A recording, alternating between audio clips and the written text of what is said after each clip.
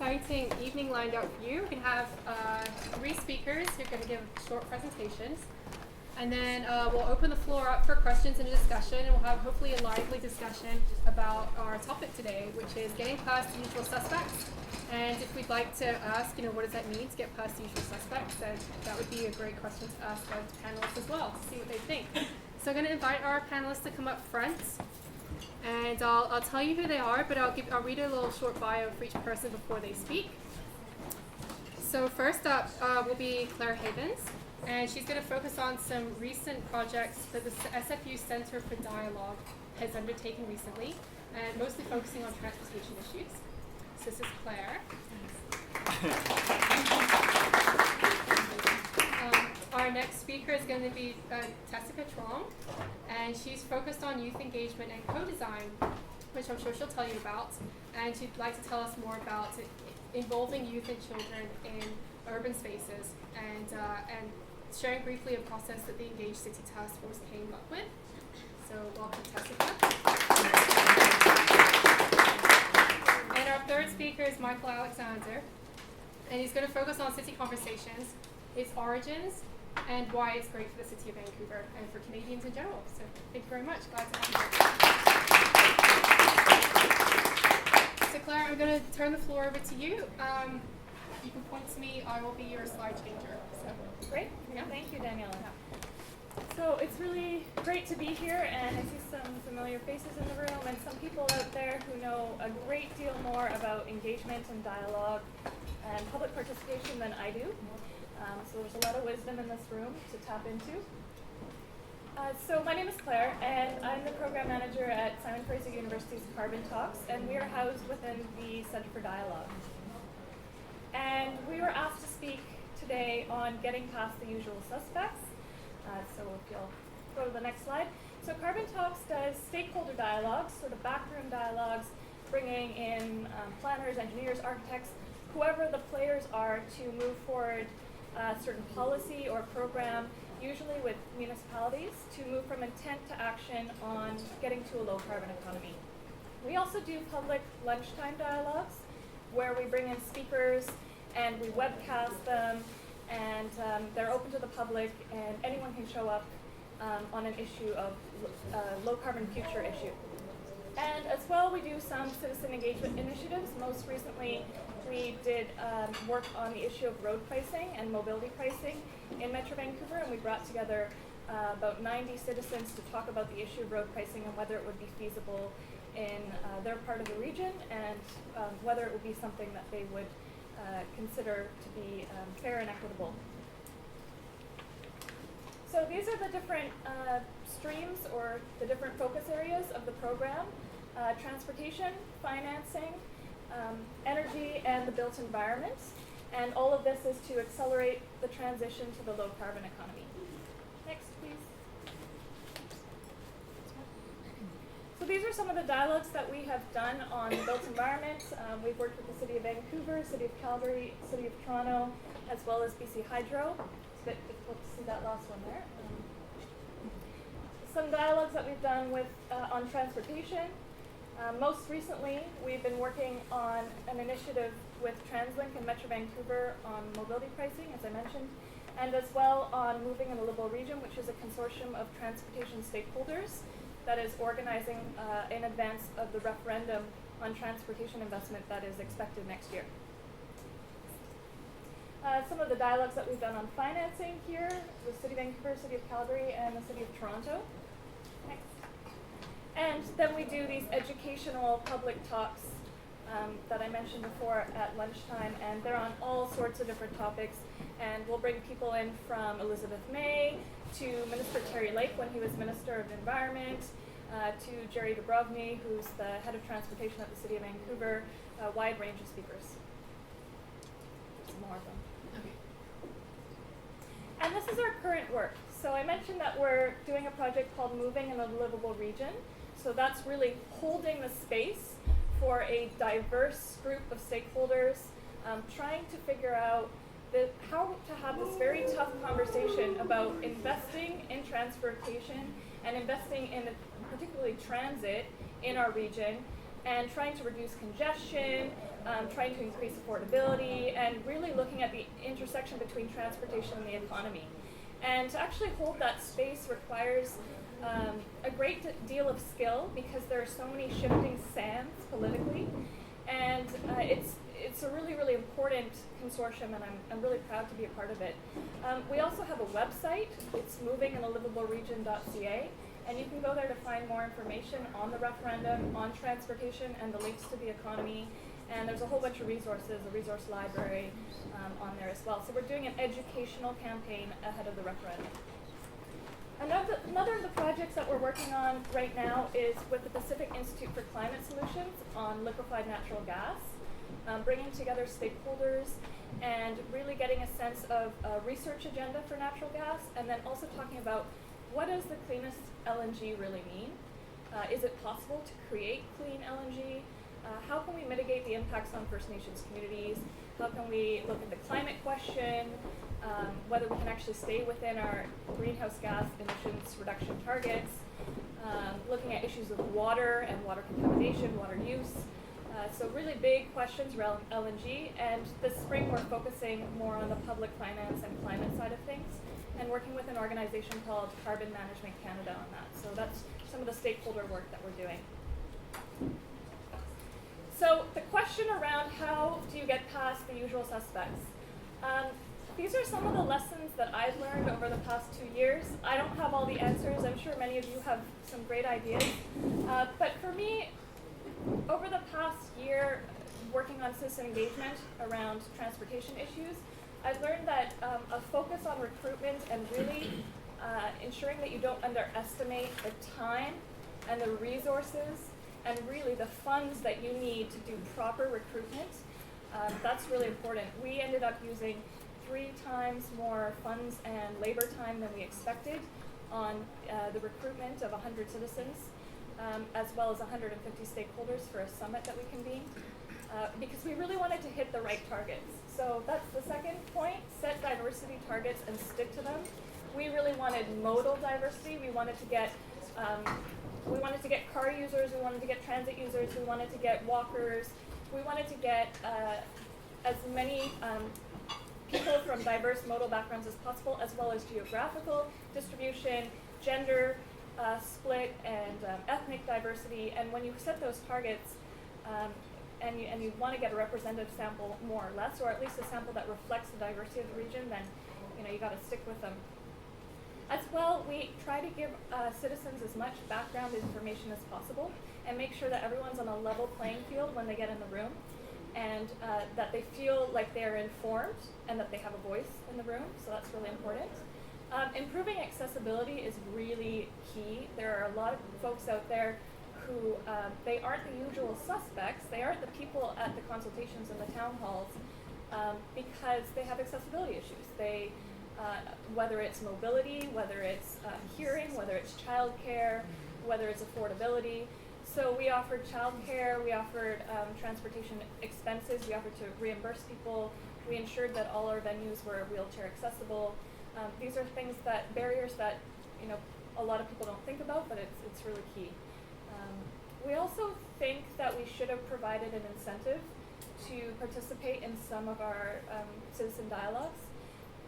Even if it's just a token, a $10 gift card to Tim Hortons, it's a thank you, and we didn't do that, and it's a learning for us that it might have been a nice thing to do, and it could have made the recruitment process slightly less onerous. As well, being very clear to citizens that their opinions matter, and that you want to hear from them, and what you're going to do with the information afterwards, how it's going to be packaged for policymakers, and ensuring that they receive the reports and have a chance to review the reports. That's really important. And going to where they are, we found that we needed to meet citizens in their communities. And while we weren't able to do, with the transportation work that we've been doing, we weren't able to do enough meetings and dialogues, we made sure that we got out into the community. We went out to Langley, we went out to Surrey, we went out to Burnaby. So making sure that you're finding those community centers or those places that are easily accessible and holding your meeting there or your consultation process there. This can be a little harder, how to get the unengaged stakeholder in the room. We have very carefully cultivated relationships over years now, and it takes time. You know, it might start with a phone call and then build into a partner. And yeah, it's just something that takes time, and it takes explaining over and over again why it's important for them to be involved. Again, setting diversity targets for the group that you're convening, emphasizing that this is a chance for their sector's voice to be heard, and highlighting the relevance to their work, and highlighting the fact that if their sector's voice is heard, that they could actually make a difference, they could have policy impact. Considering the power balances in the room, who's not in the room, which groups constantly get overlooked, which groups are potentially out of the scope and maybe should be scoped in. Feed them. Stakeholders love being served lunch. I've learned that, and it will boost participation rates greatly. And respect their time. Don't run a meeting an hour over time. If you say it's going to end at 4:30, get them out of there at 4:30. And this is something we've learned again and again. If you are very careful with stakeholders' time, they will return, and it will leave them wanting more, and it will ensure that they engage with you the next time around. That's it. If you have any questions, please approach me later on, or shoot me an email, give me a call. Thanks.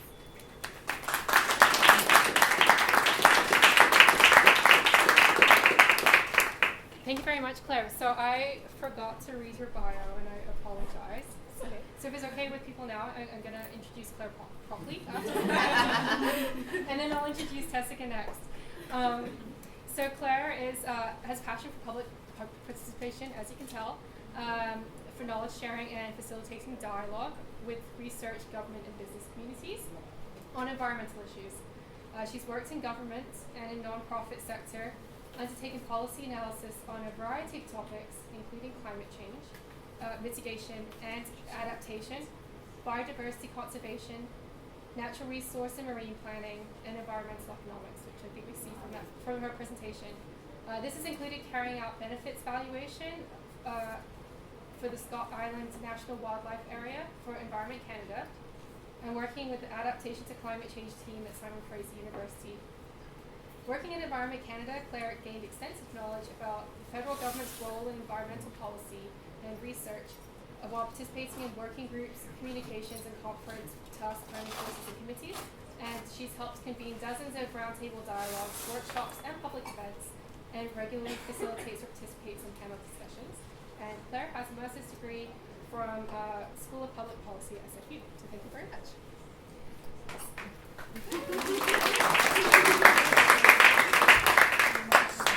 Speech, Claire, give us a speech.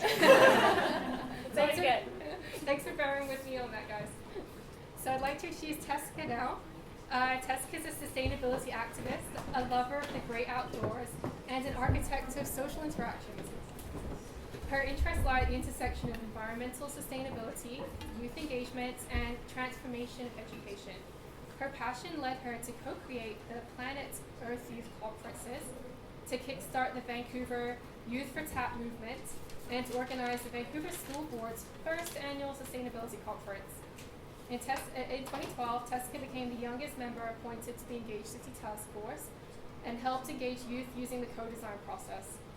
For her leadership and dedication to leadership, she was named number 2 on Canada's top 25 environmentalists under 25 and awarded the Recycling Council of BC's Youth Achievement Award. Tessica currently serves as board chair for Sustainable SFU, as an SFU student senator, and as director for the Social Arts and Architecture for Youth Society. Welcome, thanks for speaking to us.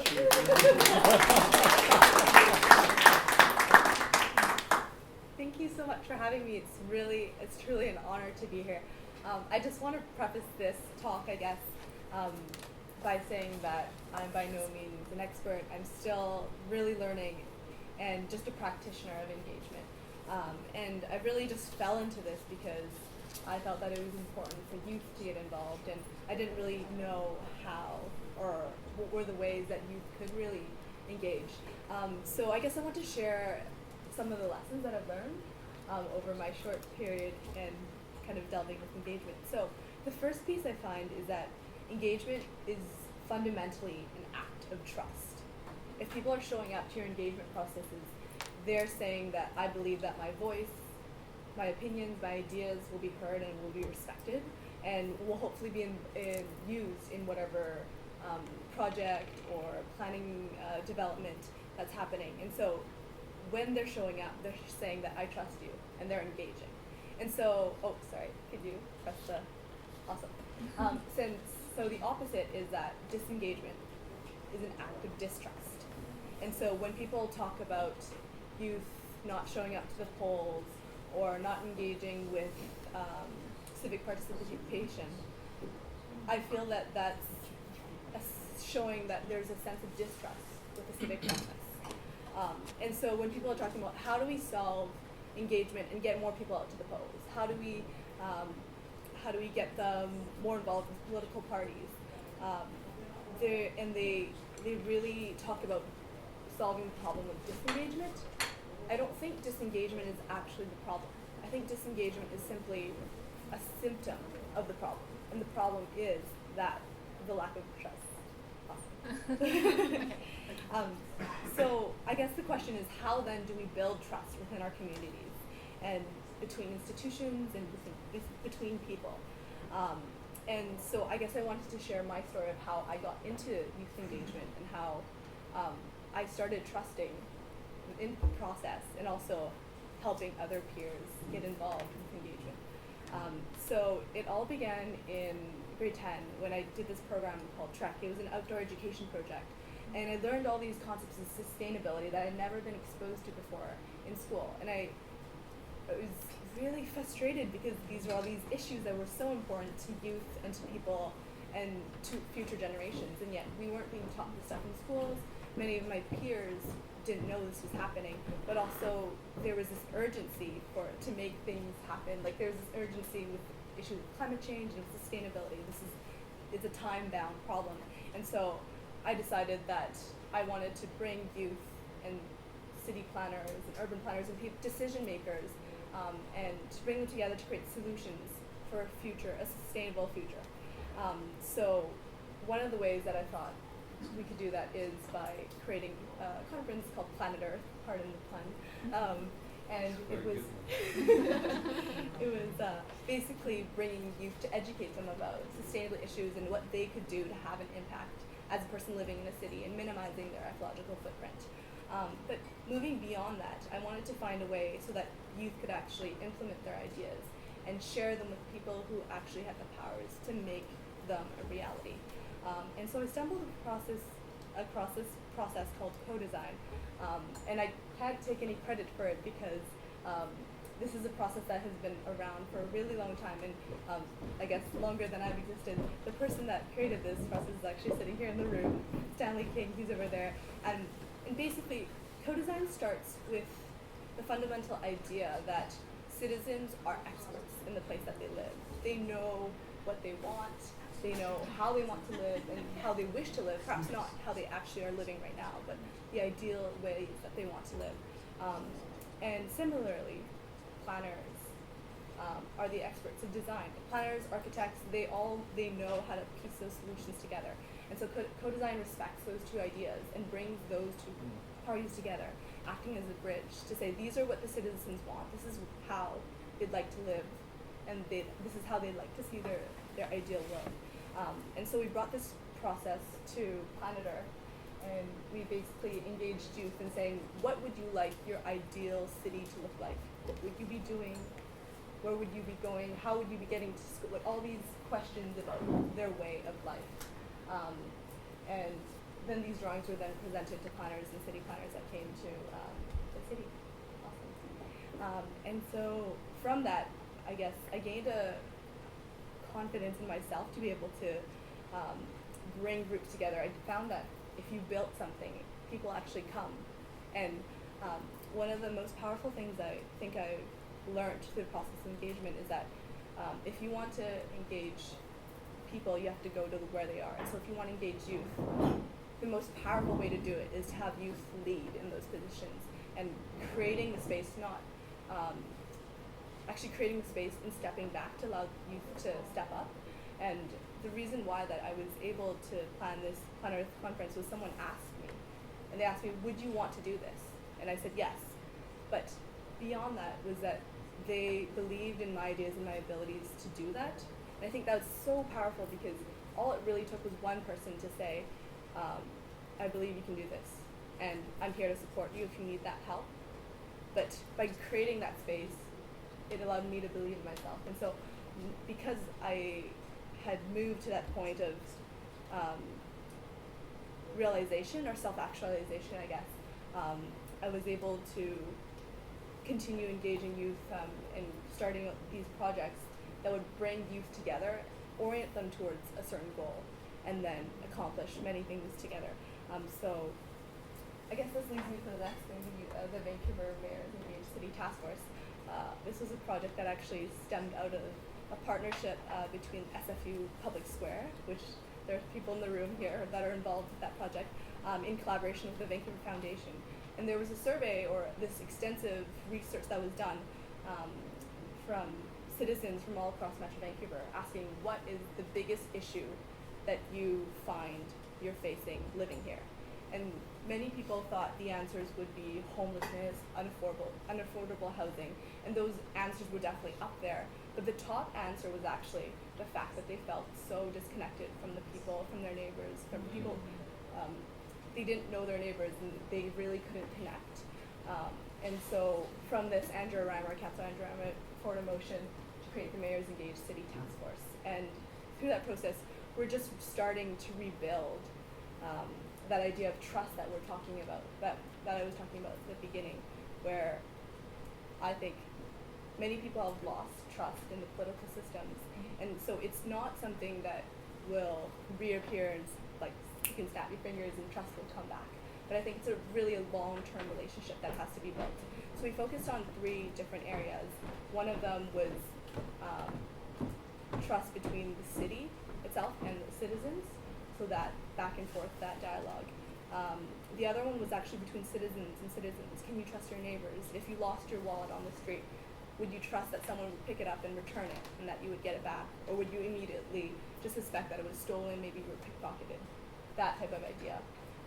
And finally, we wanted to look at the large scale. What are the ways in which the overarching plan, how can we really create space so that people will want to engage? Because the city itself can't really do that. So what we did is we looked and created a quick start plan. So things that could be accomplished in like 6 months or under, the low-hanging fruit basically of engagement, and we launched a report from that.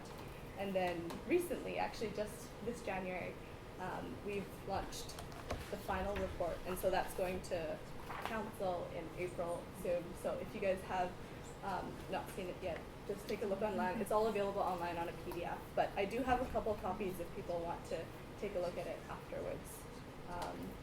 Yeah.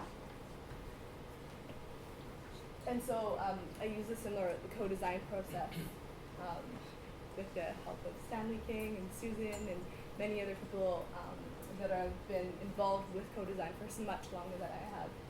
But basically asking that same question, what would you like your ideal engaged city to look like? How would you want to interact with your city? And really asking them the question, what would your life look like? So, yeah. Thank you very much. Thank you.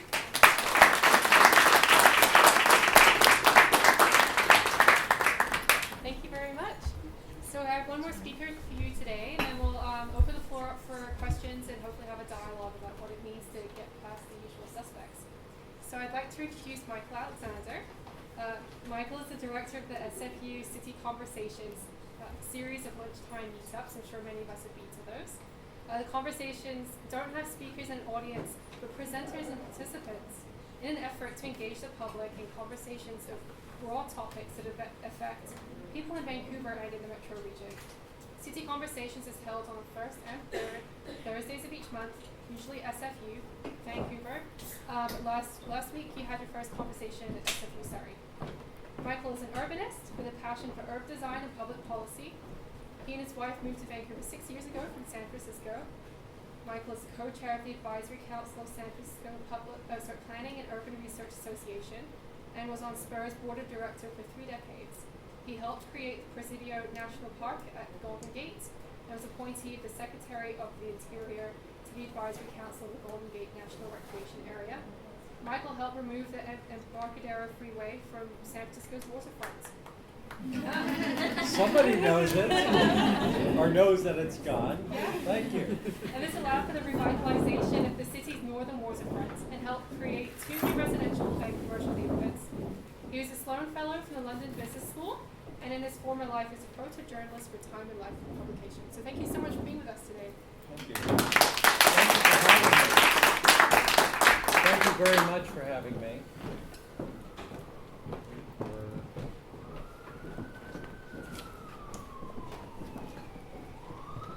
Come up? Okay, well that's the topic. Next, please.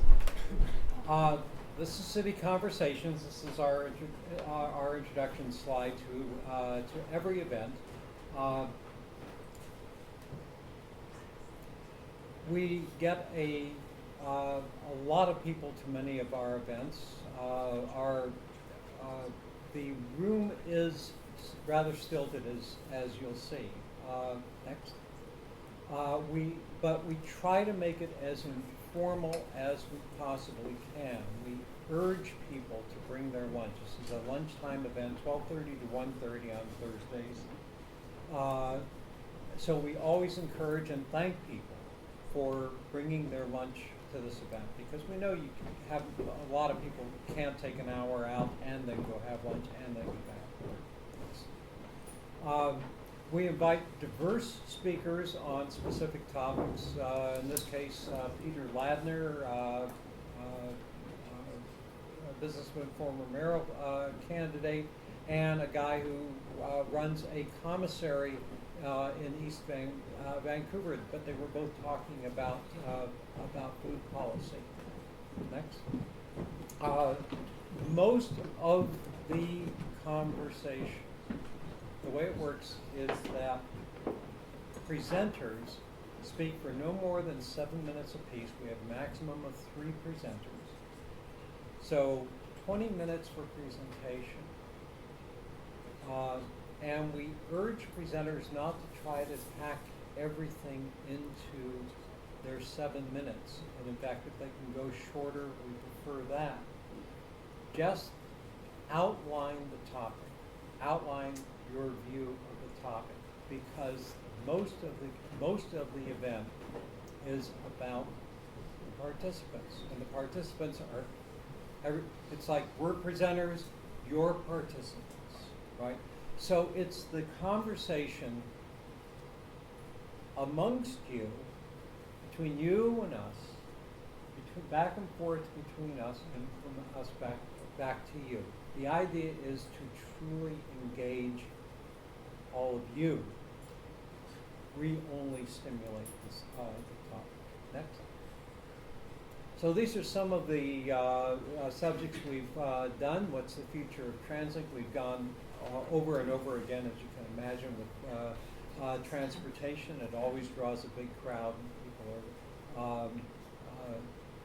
People have very interesting perspectives about public transit. They think that it's terrible here. They should see the rest of North America. Next.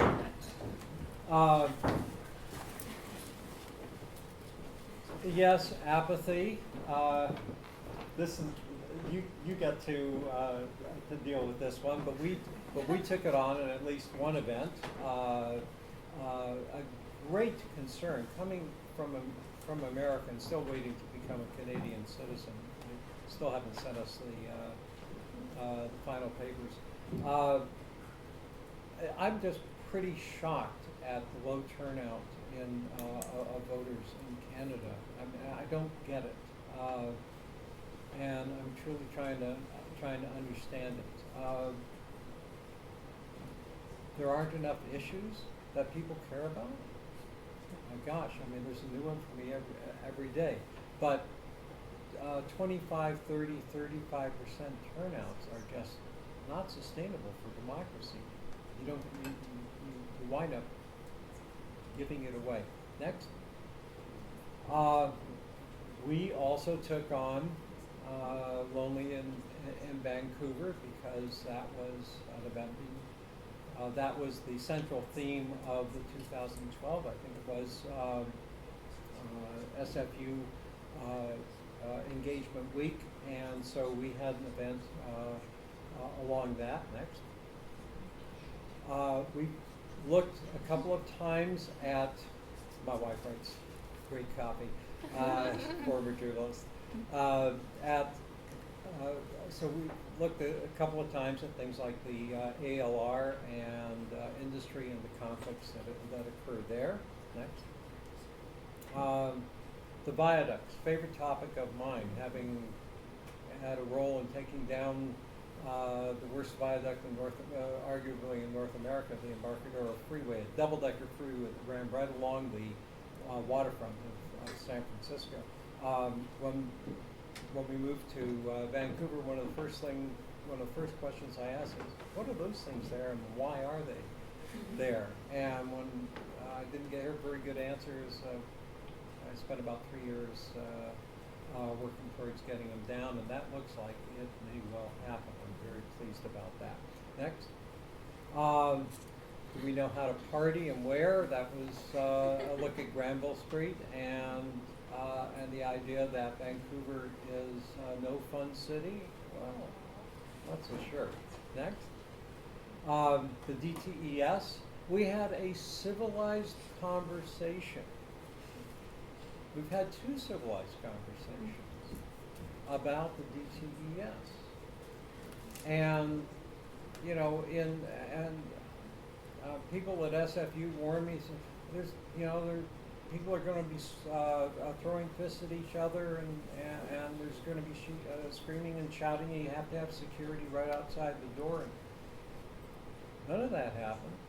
You know, the one time that we really had a disruptive audience was for a conversation on Point Grey Road. all of those billionaires were very, very nasty in public. Next. What do we have? Oh, yes. Density and dollars in development, and what do residents get? We wanted to look at the issues involving neighborhoods and increasing density, because now is the hard time for changing neighborhoods. It used to be easy, you know. I mean, nobody lived in Yaletown, so you could create a whole neighborhood there, and they did.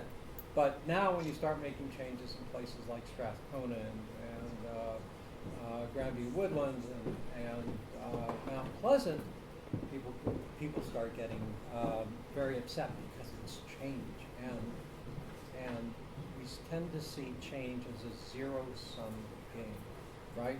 If the change benefits you, I lose. Next.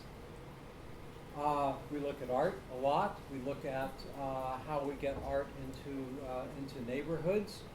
Orphan Spaces is a wonderful program that works on that, and they created this picture frame and bench that you can sit at the corner of what is it, Adnac and Commercial, that just frames this wonderful view, right? And you can sit, and it actually accentuates the view. Next. We wanted to look at immigrants and how they get jobs, because the truth is, and this is a really sad situation, but a lot of BC's businesses are built around exclusivity. A lot of not businesses, but a lot of industries, a lot of professions are built around exclusivity, and so immigrants have a very hard time breaking into fields like engineering, medicine, many others. Next. Neighborhoods again. We looked at neighborhood corner stores. They have been illegal in Vancouver for a very, very long time. The only ones that still exist are ones that were grandfathered in before the law changed. This is one of the downsides of the way we did planning in North America. So we took a look at how they invigorate neighborhoods. Next. Gays, and we wanted to ask the question that is gay culture over? Do we really, is there, there was a gay culture, is there still a gay culture? Next. Yes, Point Grey. You've already heard about Point Grey. Next. Are you listening to me? So, boy, I could have used all of you with that one. This is why I have been fascinated by IAP2, why I'm so glad to be here. I first heard about it, thank you, Andrea Reimer. I attended a community meeting at Grandview Woodland, and Andrea, who was utterly hobbling from having mashed her foot playing soccer, spent an hour explaining the hierarchy of public participation. I was blown away. I'd never heard that. But it made it clear to me why people get so angry when the city asks them to be part of a consultation, and they go in thinking that consultation means that I'm going to tell you what you should do and you are going to do it. Right? And no, that's not what consultation is, but that needs to be explained to people going in. They need to understand why. Yes, you will be heard, but no, that doesn't mean you will get exactly what you want. Next. Transportation, again, this was our last event in Surrey, and it was really wonderful. We had the acting mayor of Surrey there as a presenter, and we got a lot on. It was wonderful. We want to go back to Surrey. It's always a challenge changing the venue because a lot of people get invested in the regularity of an event, and that's an important way that you build an audience. And I mean, it's widespread for everybody, for businesses and everything else. So when you change the venue, you change the time, you change anything that you change throws people's regularity off, and that's a challenge. We do want to go back to Surrey next. And this will be our next one. It's hard to see up there. It's about Granville Island, which has been pretty much the same since the 70s, and now Emily Carr University is moving to the Falls Creek Flats, and that creates a very interesting opportunity for rethinking Granville Island. That's our next one coming up on Thursday. This coming Thursday the 20th. Yeah. Next. We get a lot of people to some of the events. It ranges from 40 to our highest was 115. I lost count there because I couldn't see out the door, and we were hoping that the fire marshal wasn't an attendee because he was at a coronary. Next. We've tried other venues too. When we knew we were going to have a big audience for one of our transportation events, we moved to a theater type seating, and it's even worse than the seating that we have. Go back to that previous slide, would you? I don't know if you can see it there, but it's everything is in a semicircle, but everybody is behind a desk. Right? I mean, everybody's armored. Their bodies are armored with wood and metal. We've even removed the desk that the presenters sit at in an effort to just get people closer together, a little closer together. This is a much more inviting setup. I like these. This is something that the American Institute of Architects in New York does. They have people sit on stools. They have this table will be off to one side, right? You have direct contact with people. It's much more engaging. So let's go one more. You know, that theater type seating is dandy for presentation, but it just kills engagement. Next. We struggle with our electronics. It's never quite the way we want. We're still working at refining it, but you know, we're in a room where we don't control everything, and we haven't set it up. I've just learned that SFU Vancouver is going to be redoing all of its classrooms, and one of the things I want to do is to go out to Burnaby, where I've been told that things are much better, where you can rearrange a room as you like. We did that in Surrey, and it really helped the engagement. Next.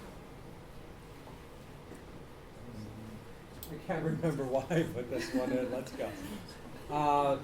We sometimes, and we encourage this, we end on the dot.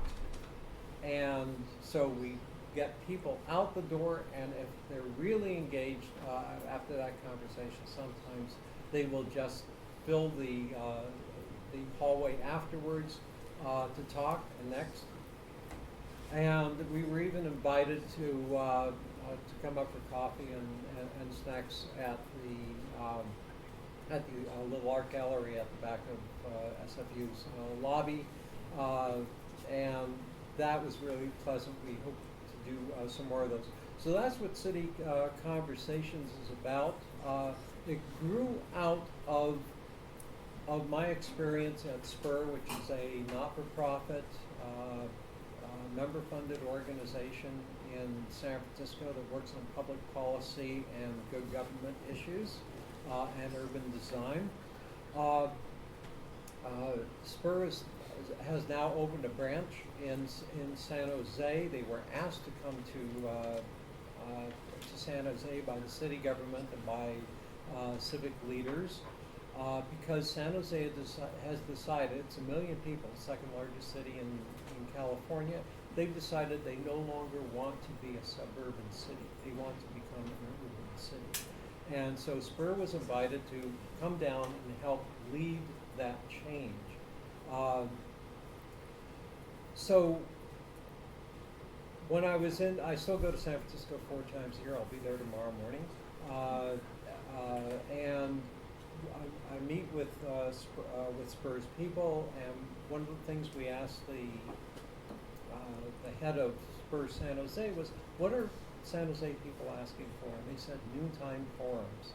SPUR for 30 years or more has done regular noontime forums on a diverse range of topics, but not nearly as diverse as City Conversations. And they're very, very popular. They typically get 60 to 150 people several times a week. And that just went ding, so I stole that idea and brought it to Vancouver, and that's how City Conversations got started. I took it to SFU, to a friend who runs a program there. In 40 days from the day I first presented the idea, we did our first conversation 3 years ago. That's a reason why my wife and I are in Vancouver. We can really move quickly. Thank you.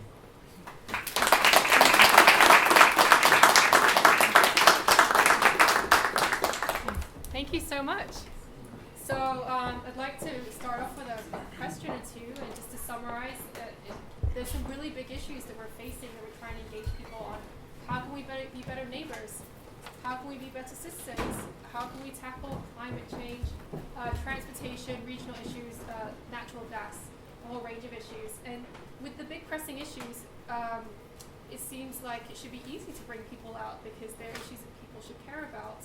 But I'd like to come back to Claire's point of recruitment, and recruitment being more time-consuming and 3 times as time-consuming as expensive as we thought it would.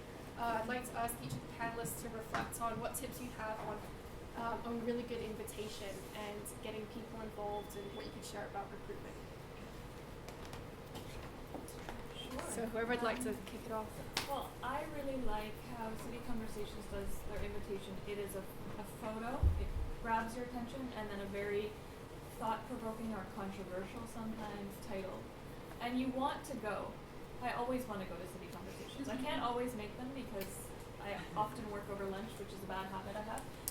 But You can I'm eat your lunch always at City Conversation. I know, but it's because I'm doing this.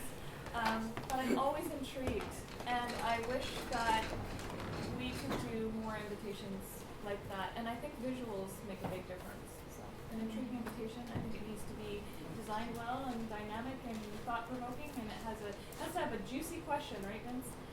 Always a juicy question. A juicy question. I think that's really good, like a really good insight on, especially I think in terms of talking about youth engagement. A lot of things get shared through social media and just making different invitations more like media friendly. So short videos or like a short tweet, different ways like meeting. If you want to engage youth, I think you've got to meet them where they're at. And so similarly, like you were saying, if you want to talk to a Surrey about their transportation issues, you should go to Surrey. And so I think starting with like asking that question, who do you want to have in that room in the first place, and then trying to figure out the venues where they are already existing, the pockets where they are already meeting as a community, and reaching out to those people. We do a ton of tweeting. I don't do any tweeting, but Landon Hoyt over there is City Conversations super tweeter. We have a lot of people who pick tweets up, retweet them. Did I say that right?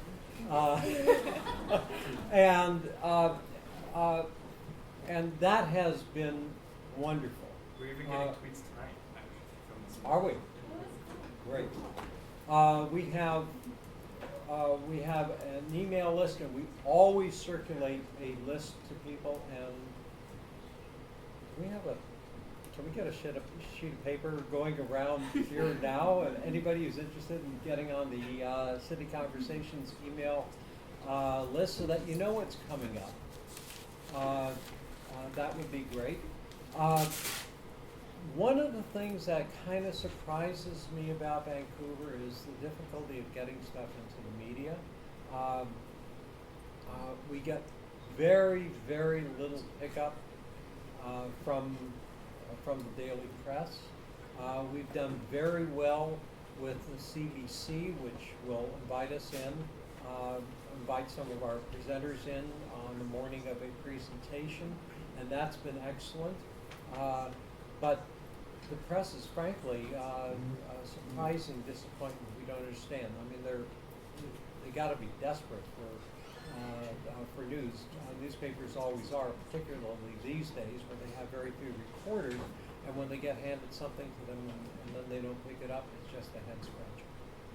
So there's a lot of expertise in the room, so if anyone else has some tips they'd like to share. Yes? Pick up the phone and invite them. Oh, that's a great one. We get very high tech, we need to get it splashy and all the rest of it, but I'm always surprised. It doesn't take that long to just pick up the phone and say, hi, we've got this event going on, we'd really like you to be there. The other big one is sometimes when you're sending out an invite, have little clouds in the air that said, you might want to attend if you care about this, or, so-and-so said this, and people react to things in an invitation, so if they see those kinds of things, they'll often come. And the other thing, quite frankly, is say, do you want to be here? Tell us how we can invite you. Actually ask them. And, people are more than willing to tell you why they would come or what would bring them out. But we always forget to ask because we know better. So actually turning it on its head sometimes is really important. Thanks, Amelia.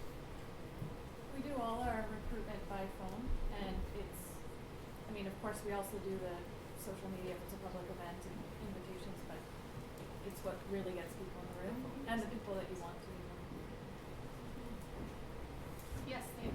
I think maybe leveraging other groups, so the invitation is coming from other people that they trust. So if there's an organization, get them to put it in their newsletter and get them to make a recommendation that their membership come for certain reasons that they would respond to. So, you know, just the groups of groups as opposed to individual to individual, you can leverage a little bit more the personal connections that happen in those groups. I also like the idea of the juicy stuff. And so, I mean, well, we do online engagement, so it's a little bit different, but one thing that we've had great success with is after about a week of participation saying, did you know that the lowest ranked priority is X? And people are like, what? That's crazy. And you know, so it really gets a reaction out of people just to tease them with like the highest priority is something like just whether you agree with it or you disagree with it, you're still compelled to go and see. So that's your preferred method for skewing the data? And what is your Oh, I work with MetroQuest. It's an online engagement software and I actually, one thing that I was going to raise is, and maybe for the discussion later, No, go ahead. is you know, when you're talking about going beyond the usual suspects, I mean, one huge limitation is the time it takes for face-to-face. And so, I mean, we actually target 5-minute experience for people online. And we, you know, even if it goes up to 10, it drops off by an order of magnitude. So we get 1/10 of the participation with a 10-minute experience online compared to 5. So that's the real sweet spot for us. And so the idea of an hour or two and driving to get there is, for some people, there's no design of a workshop that's going to make them change their mind. They're not that engaged. And so I don't think, I think it's going to take too much effort and time to change that. And so really give people an option to participate that takes them a few minutes, but gives them the quality content that they can engage with more time if they want.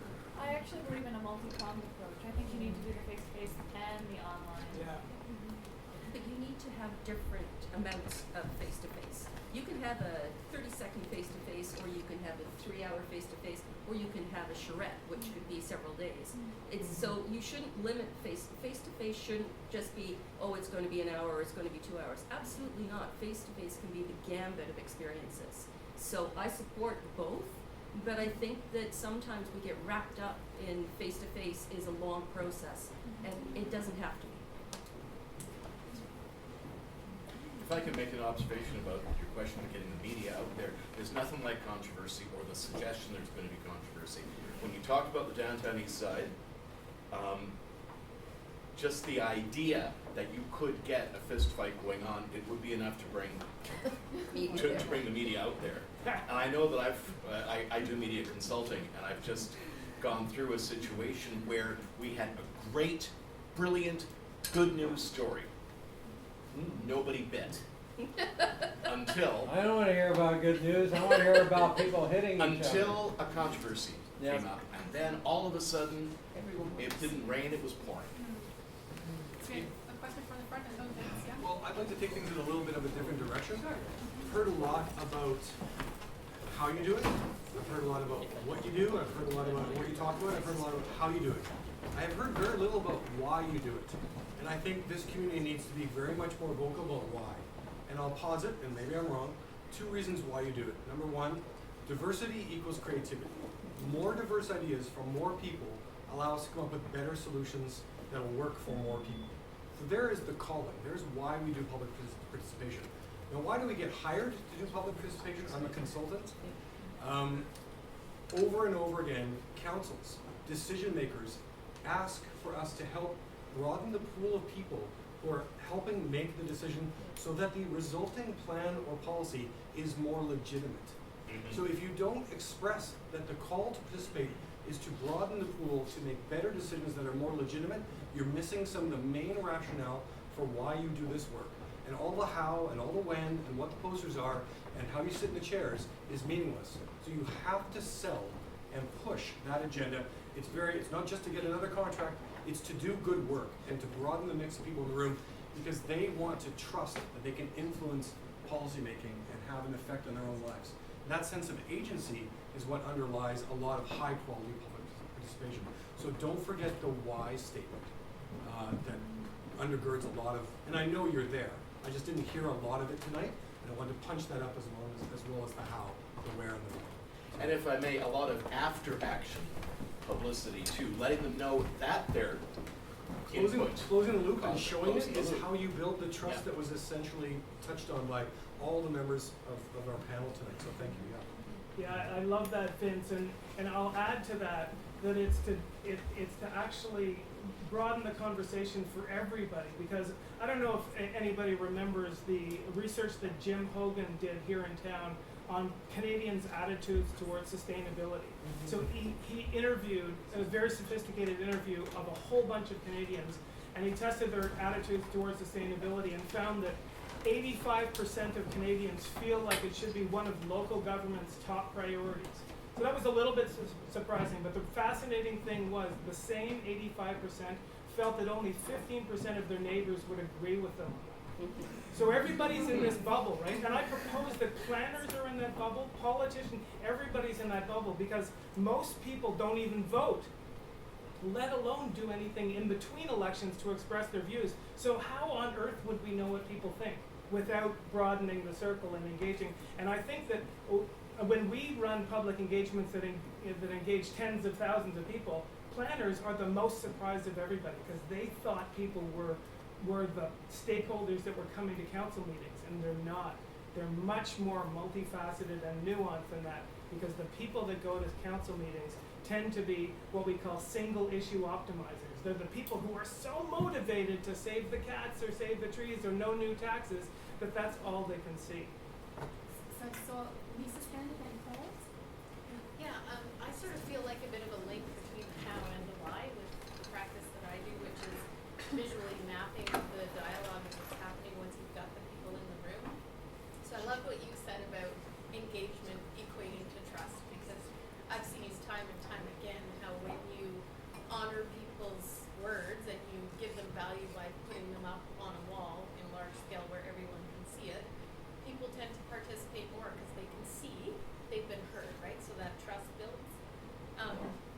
But coming back to the why piece around the diversity of thinking to get to a better decision or a better solution in the end, the value of seeing the whole spectrum of the thinking is that people start to see the ideas as a system. So they start to make connections and see the relevance of one idea next to another, which brings it back to that. Then we can stand back and say, okay, looking at the panorama of the thinking, what's best? We actually call that cross-learning in our practice. That actually the experience of listening to others in true dialogue shifts your perspective. Once you are not your position and you're open to other positions, you are actually in true dialogue and you're moving in and creating an integrated perspective. So that's the ultimate payoff of all the work. You know, Oh, sorry.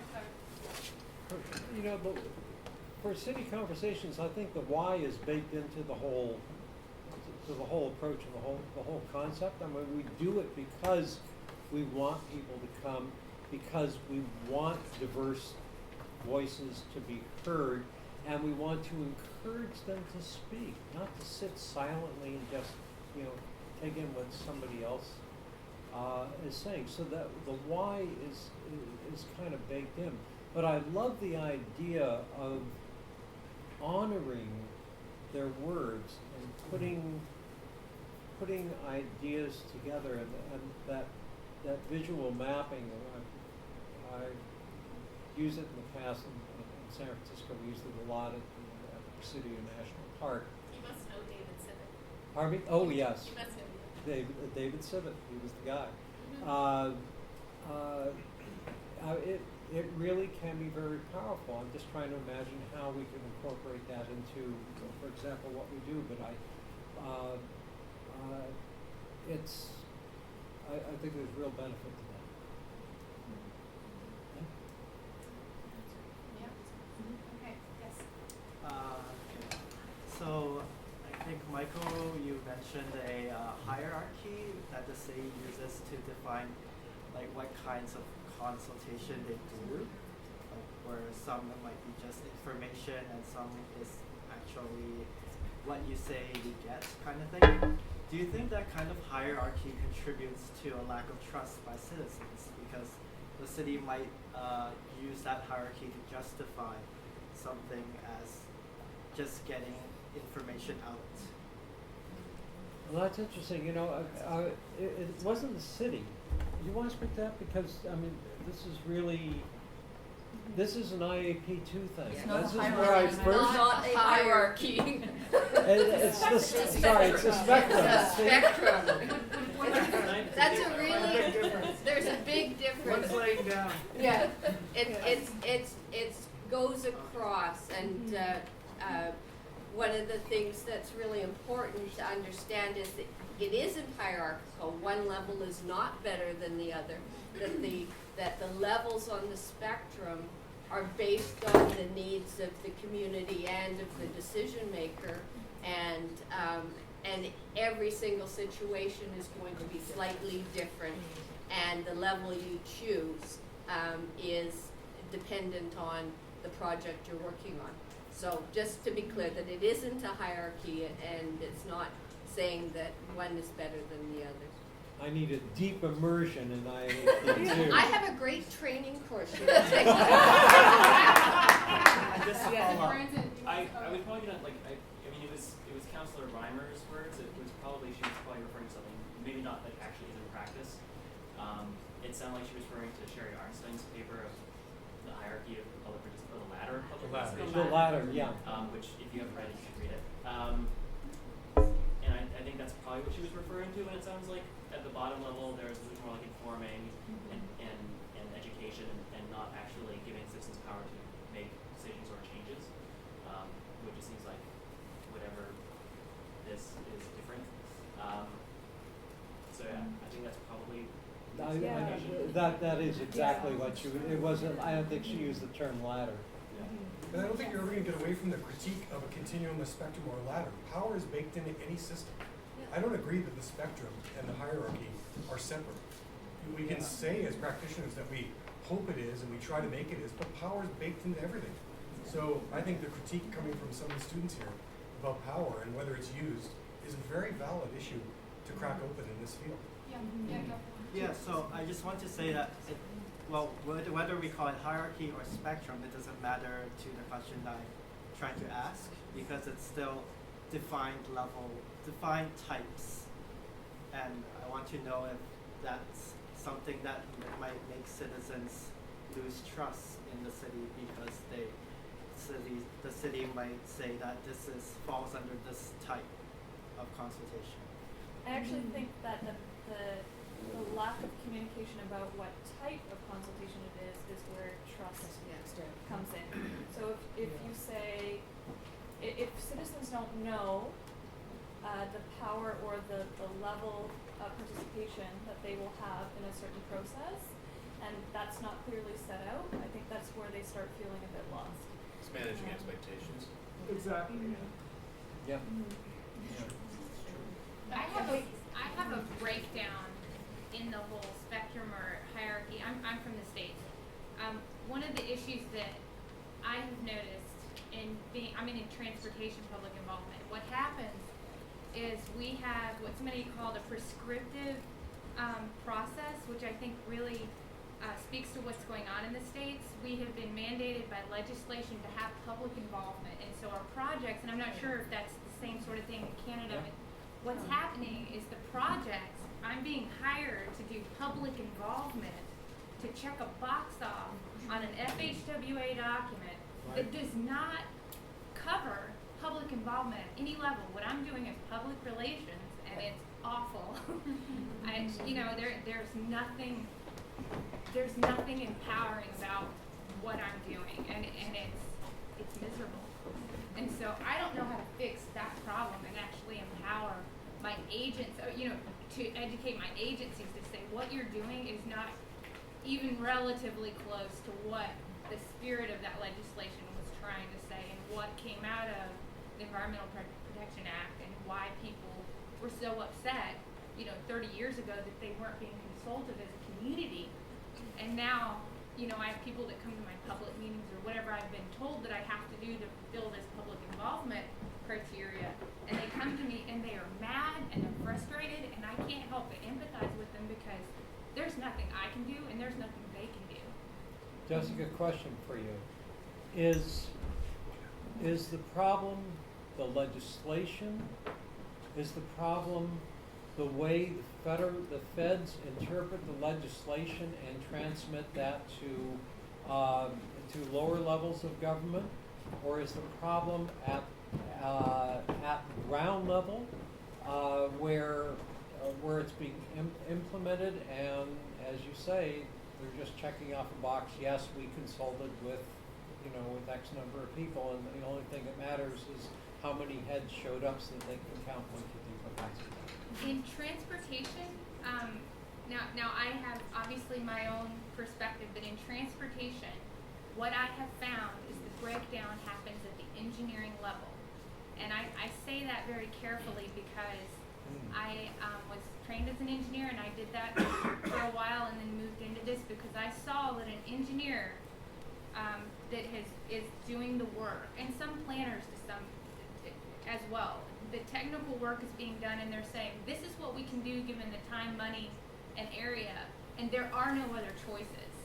Instead of opening up to someone's backyard, we're working in their backyard and affecting their communities, and we're saying, this is what we have to do because of this road classification, or this is what the traffic projections are.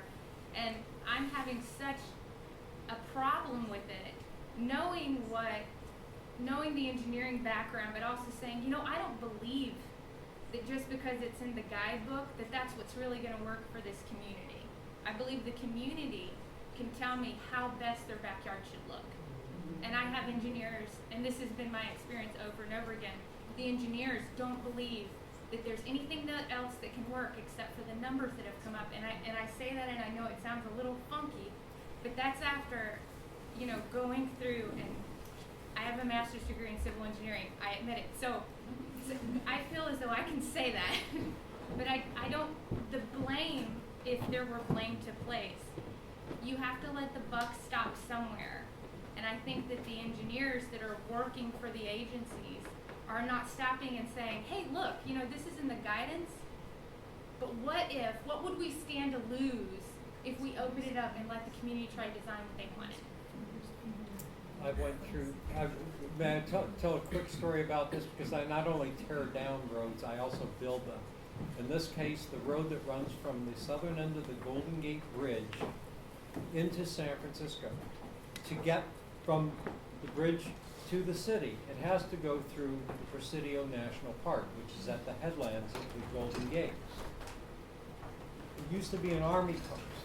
The road that ran through it was damaged in the 1989 earthquake. Right shortly after that, the Army decided to leave, and the place automatically became a national park. We needed to replace this road, it's a major highway. Caltrans, the California Department of Transportation, said, fine, we want an 8-lane freeway through this national park. We said, no way. 15 years later, we've got about 85% of what we wanted, but the discussions over those 15 years was exactly what you're talking about, including, surprisingly to me, from engineers, made up engineering theories that have never been tested. Right. About never been tested for their validity, but are presented as gospel. So it's I hear you. It's starting to connect some dots with what happens when the process doesn't maybe match what the issues or the questions are. And it's a really great point, so thank you. Yes. So I'm another foreigner. I'm from Alberta, and I have worked for oil and gas regulator in Alberta, and we are constantly having the discussion around the prescribed versus the principled consultation. So we talked long and hard about increasing what is required by oil and gas companies around consultation for oil and gas development. And the regulator made a conscious choice not to increase the prescribed consultation, because what then happens is the companies look at it as, this is the minimum, this is the box I have to check, without taking the time to actually understand what the principles are behind the consultation, what's really needed. And so they rewrote the regulations saying sort of, you must and you might consider. So that, of course, that caused great furor in the industry because there was this ambiguity in there. But they said it's not always the same. Depending on what part of the province you're working in, different things are required. And so the new directive, when it came out, had some sort of gray areas in it because what they wanted people to do was actually think. So what happened is we had this new set of regulations coming from the top, but then what we also started to get is the bigger companies that had the most to lose by problems in the industry started to kind of set the bar. And then they started to say to their fellow companies, hey buddies, when you screw up, it paints the whole industry bad, so let's have a little bit of peer pressure on some of these companies. So then we started to get companies talking to each other, and it's not perfect by any means because the little guys still are the cowboys and go off and do whatever they want. But the bigger companies are starting to say it is in everybody's best interest to follow a principled approach rather than doing just the bottom line. And so I think it actually has to come from both sides. It has to come from the organizations that are on the ground having to do the consultation, and the regulator has to be up there, but finding that balance between being super prescriptive and having people lose sight of the principles. So that's kind of been my experience in the area. Yeah, that's a great point. So how can we as professionals as well tell the story of the why, what Vince is saying, the why engagement matters, and why we should raise the bar and do this better? Yeah. Well, one thing that can kind of draw these three ideas together is there's two things that are, I think, critically missing with the MPOs in the U.S., the cities, the resource companies, is two things. Trust in the public, wisdom, right? So they all believe that the public isn't smart enough to make the right choice given the right information. That's a mistake that they're making. They're underestimating the wisdom of a crowd. So to Vince's point, the second thing is really about engaging, and it's about the costs associated with not having the public support. Every organization, private sector, public sector, needs a license to operate in this day and age. And losing your license to operate is critical to cities, it's critical to companies, and the costs associated with resource companies having to fight the public on their decisions when they don't have support, or cities having to go back to the drawing board on the downtown east side. I mean, it's massive expenditures that make the public consultation process look like a bargain when you have to go back to the drawing board. And so I think if we educated them about those two things, the courage to believe that the public, given the right information, will actually make some wise choices.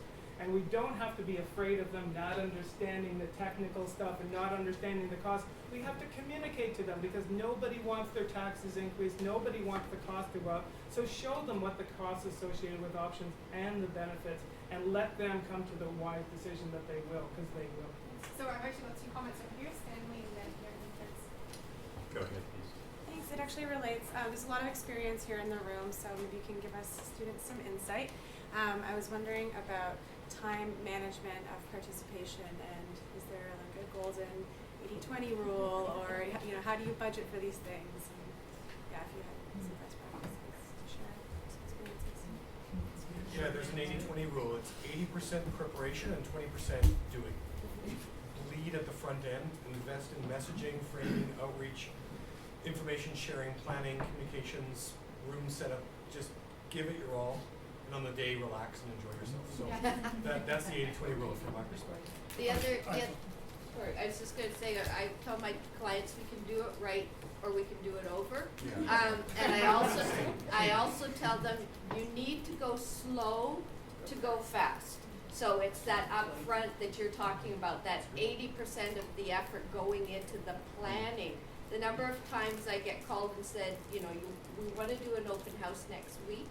And I laugh. And so it's the planning. And they have to do the planning, and we don't have time for this planning, they say, but the they'll do it over again otherwise. I'd like to take a different tangent. There was an article this week saying that progressives have missed the boat because they're trying to operate on knowledge and evidence and science, whereas the reactionary, the conservatives, whatever, are acting on emotion, and they win the day every time. And we've been talking here about getting evidence, educating people, telling them what, sharing knowledge.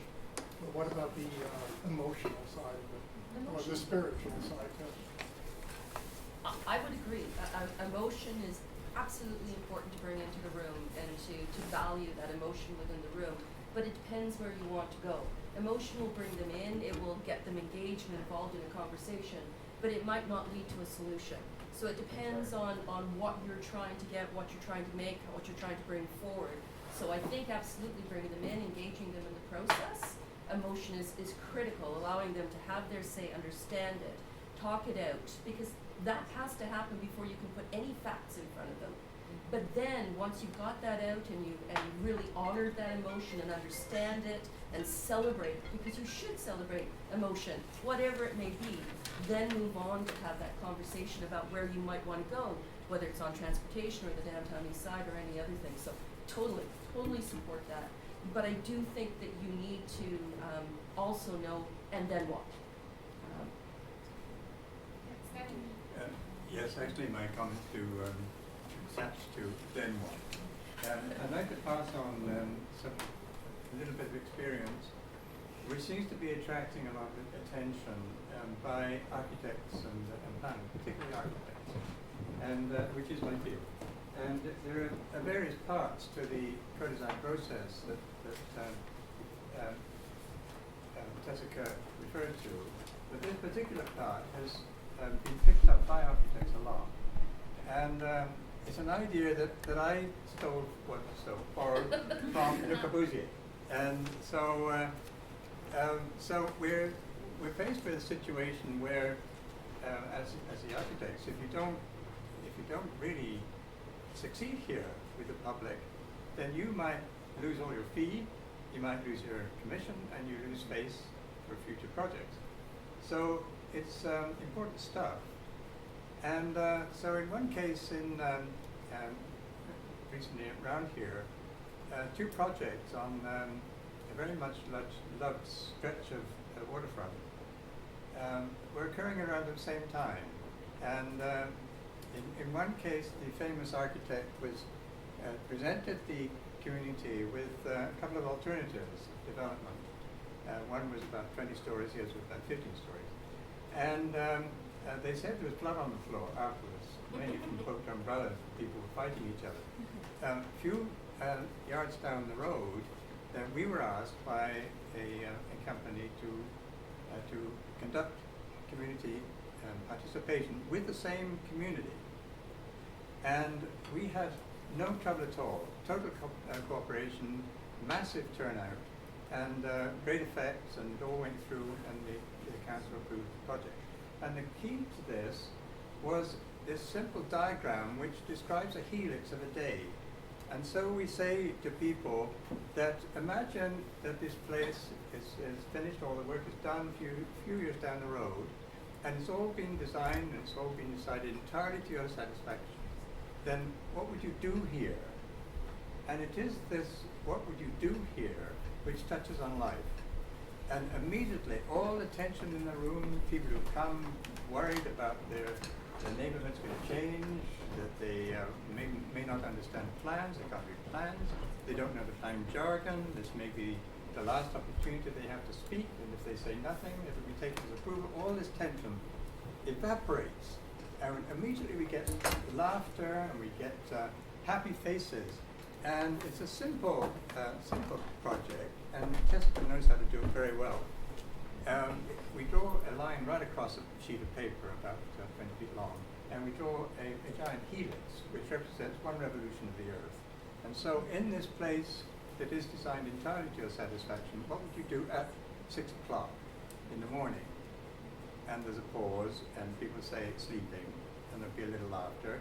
Somebody will say jogging, so we write jogging, we write sleeping on the on the board. So having a coffee, 7 o'clock, going for a walk, and so right through the day we've subscribed all of the activities that would occur when all of these decisions and strategies have been solved. And there people are speaking on a topic that they really know about. They know how they wish to live. And it's proved to be extremely powerful. We've used it in situations where there was really civic turmoil. Woodward was an example, where there the community was so annoyed with the city and that they had to bring riot police in. And again, the same thing, there are things that follow on afterwards, but this is the key. That using Le Corbusier's helix, drawing one revolution here, asking people what people would do here, talking about their life rather than about the artifacts, then you get immediate cooperation, you get immediate harmony. And then they see this board covered with all of the activities that they would like to do, and we list the special events, and sometimes the special events in the community can number 100, that's 2 every weekend. And and they look at this and they say, what a vital community we are. And I think that is the key. That the afterwards, that what then is the healthy vitality of the community and how this work can enhance that. Thank you. Yes, Vince. So, Mr. King, I admire your work very much. It's affected me very much. It's affected the field very much. And I'm going to say something that's so basic, I don't want to take it as an insult. Your process shares power. Your process says you will take direction from the people who live there to inform the design that will then build the place they want. That is power sharing. And you didn't say it because it's so baked in. That's the difference between high conflict processes where people are being shown 2 options, choose one, because we think we know which one, we know these are both good for you, versus tell us what you want and we can envision, and we'll go away and try to shape that with our expert opinion and bring it back. And so to me, that's so basic, and yet we need to talk about it. We need to talk about early and meaningful sharing of control over a given project or neighborhood, and that's what public participation can be and should be, in my opinion. And your techniques are a wonderful evocation of that. Thank you. I might just change the word power slightly to control. That we all like to feel we have control over our lives. If something upsets that control, then immediately we panic and we try to correct it. And it is this question that affects the environment around us. I remember being in an office that was totally unlovable. And somebody came in to alter it, and I was annoyed because they hadn't asked me whether they should alter it. And so it was this slight loss of control. And I think that really is almost as big words, power and control.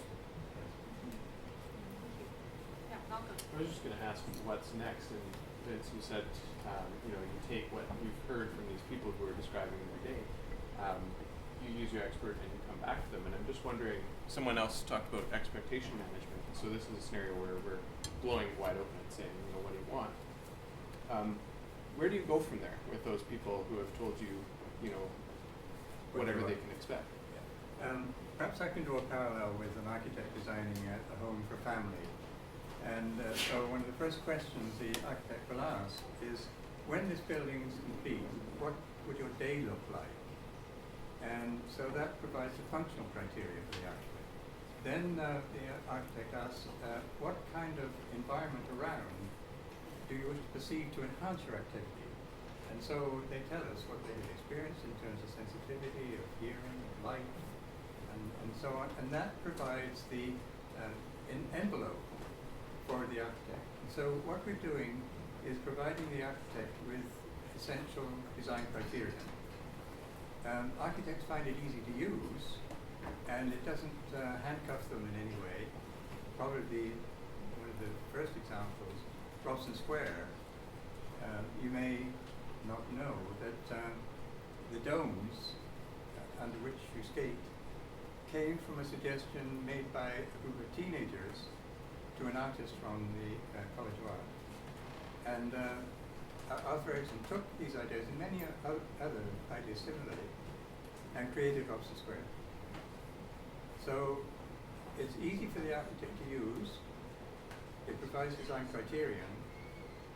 And I should make a plug for Jessica and her youth. We involve a lot of youth in Russell Square. And so as a result, you get an environment that is safe, secure. The place is secure for a child, it's secure for everybody. It's a humane scale, and it has lots of things to do because kids are very active. That answers your question. I think specifically it's just whether or not you run into over-promising or unmet expectations ever. No, we get the fear from planners who really have to do what council says you've got to do, that we are raising expectations. And so we say, when it comes to artifacts or building, yes, then you've got to make sure that you're not raising expectations. This is what we can do in this law for this amount of money. But we're not talking about that, we're talking about life. And so the more activities, the more life that goes into a space, then in many ways you're getting a richer environment. It's, so there's no limit to that. And most of what people are talking about are social structures, they're social strategies. So they proceed then to then make these things happen, such as a dancing and a skating in Russell Square. Is that answer? Thank you. So I had a question from Amanda and then from me. I was just going to add, if you're interested in the co-design project and the work that Stanley did on the Robson Square stuff, there's an excellent NFB documentary called Chairs for Lovers that features Stanley King from way back when, that kind of looks at that space. And it's actually pretty amazing because that space was, you see these shots back when it was a parking lot. And, youth, like imagining that, what does this want to be? And like, a giant parking lot, people being like, well, let's have a space with no cars, right? And then people being like, well, where would all the cars go? Like, it's just kind of was a really interesting look back at the city. So I highly recommend you watching it. And I'll send a tweet on the hashtag to a link to the video because you watch it online. So, Thanks, Amanda. You're welcome. Yes, Amelia. I actually just wanted to ask a question of the group because I think one of the challenges that we face as P2 practitioners is that we can have a lot of influence over a process. And so, no matter where you are on a spectrum, whether you're at the Empower, Collaborate, or wherever you are, we can have a lot of influence and we can design it and we can put a promise out there and we can talk about expectations and we can do all of that. But often where we fail is when it gets to the decision maker. So that we can have a really good, robust, inclusive process where people are engaged and involved and all of these wonderful things, which is what we value, which is why most of us are in this to begin with. But where a disconnect often happens is taking all of these great ideas and presenting them, and then where do they go? And that's a challenge I think we all face. And it's a big question about, are we raising expectations because we don't have that control? You may have, if you do something with a city manager may absolutely agree and support that we're going to run a Collaborate session and we're going to take it all the way through, but they can only take it as far as, and we will present your findings to council. And that's unfortunately where it often gets left. And so I would like to ask you, because I'm thrilled to see so many people here, how do you affect the decision makers so that they actually engage in the process, that they truly do value what we value, and that's the voice of the public? Because I think that, in many respects, is the disconnect. Yeah, Claire. We ensure that we have decision maker involvement in every one of our processes. So in the room there are MLAs, there are counselors, or whoever the decision makers. And yeah, I think it's certainly a challenge. But I think just the face-to-face, and if they are a participant and they truly aren't on their Blackberries the whole time, they truly are participating during the day, then they start buying into the recommendations or the ideas as well. We have 3 rules which make it possible for politicians to attend our sessions. And the first is that you speak for yourself. And the second is that you make no negative comments. If you don't like what somebody says, state the alternative.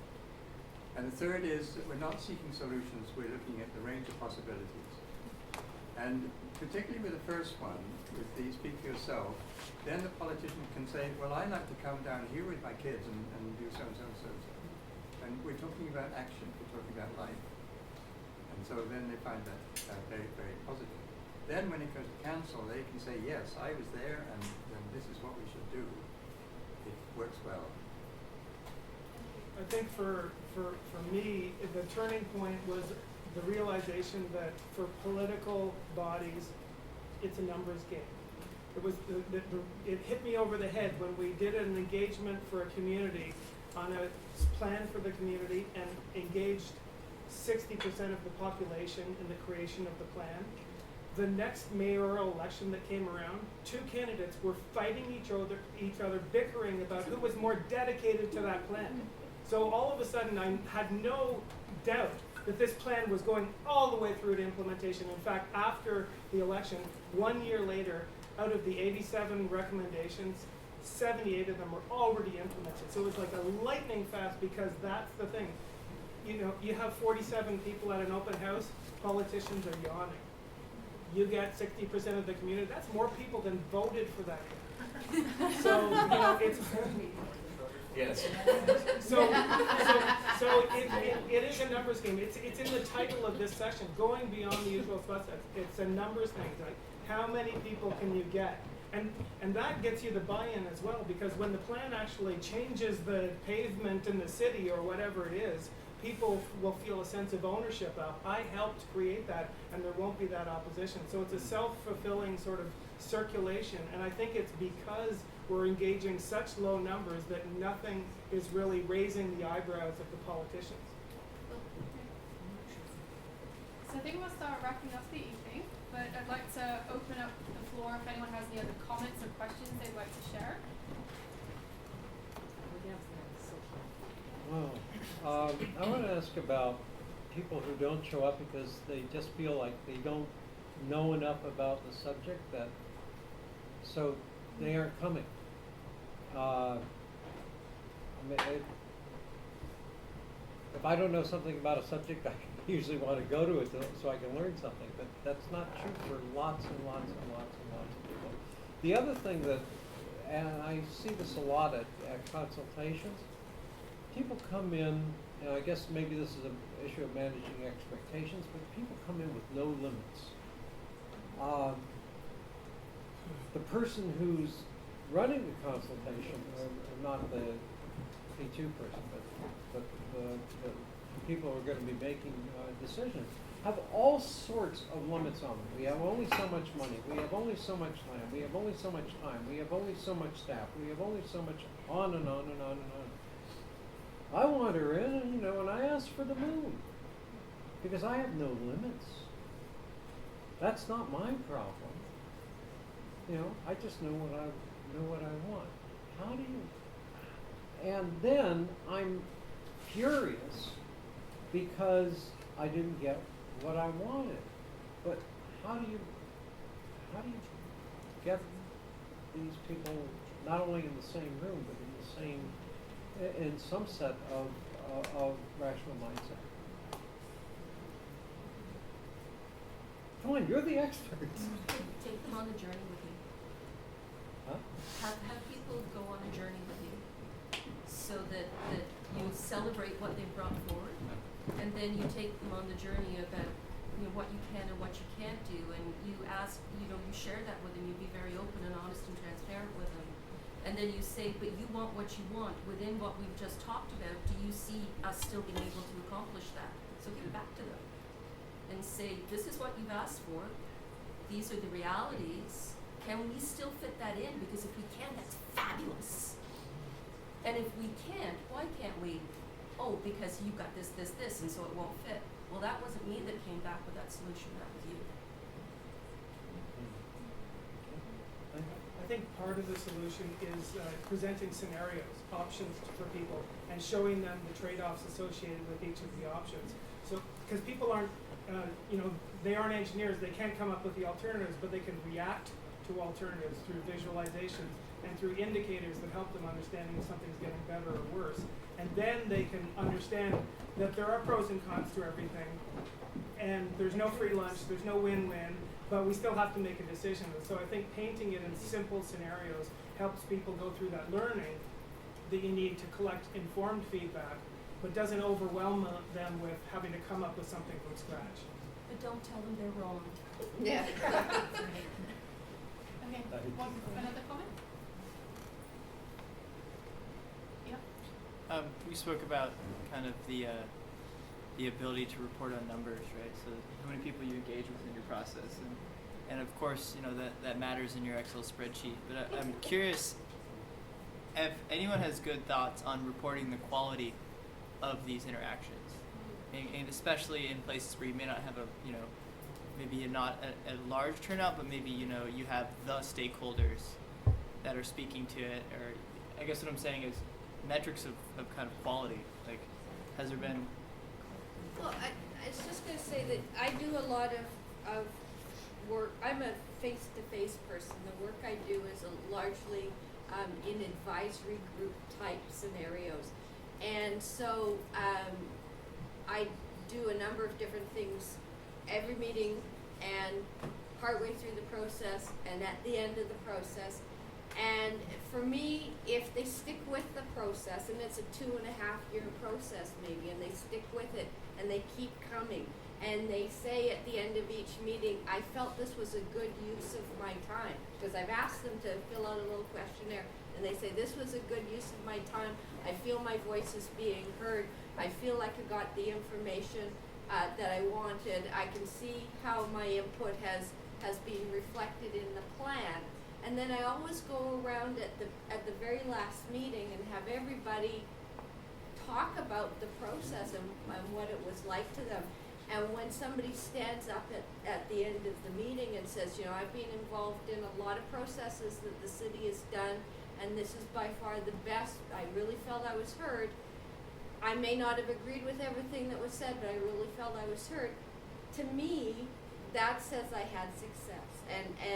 And it's not quantifiable, it's totally, you know, the quantifiable, or the qualifiable, in that the people are saying, I gave up an hour or 2 hours of my night every single month for 2.5 years, and I feel like I made a difference. I feel my community is a better place because I did that.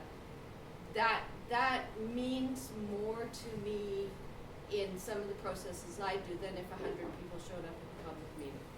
So for me, and you know, I'm not disagreeing with Dave and the numbers. I mean, I think numbers, as in people being aware of and engaged in, is important. But for me to have that deeper connection with the people in the community, where you've really gone on the journey together, as Amelia says, and come out the other end feeling like you've made a difference. I think that's really powerful. Thank you. Yeah. So record them, video them, get them to write them down. Yeah, that's nice. So thanks everyone. We went on a really broad journey today. We talked about how to build trust with people, how to tackle challenging issues, techniques using in workshops such as early design, to get people where they're at and talk about what matters most to them, growing from emotion and informed participation. So we covered a lot of ground today. I really appreciate all your questions and all your responses and thoughts and contributions. It was a great dialogue together, so appreciate it. So round of applause. Thank you. So I'd like to invite Catherine back. And just on behalf of IAP2 BC, we wanted to thank you so much for taking the time out to share your programs and all of your efforts, and to enrich the conversation and the community of practice, which you know, we are building and exists, and we're trying to foster those connections in British Columbia. So on behalf of IAP2, we want to just give you a little thank you and just say thank you very much. This is for you, Michael. Thank you. And enjoy, and again, thank you so much. Thank you. Thanks everyone.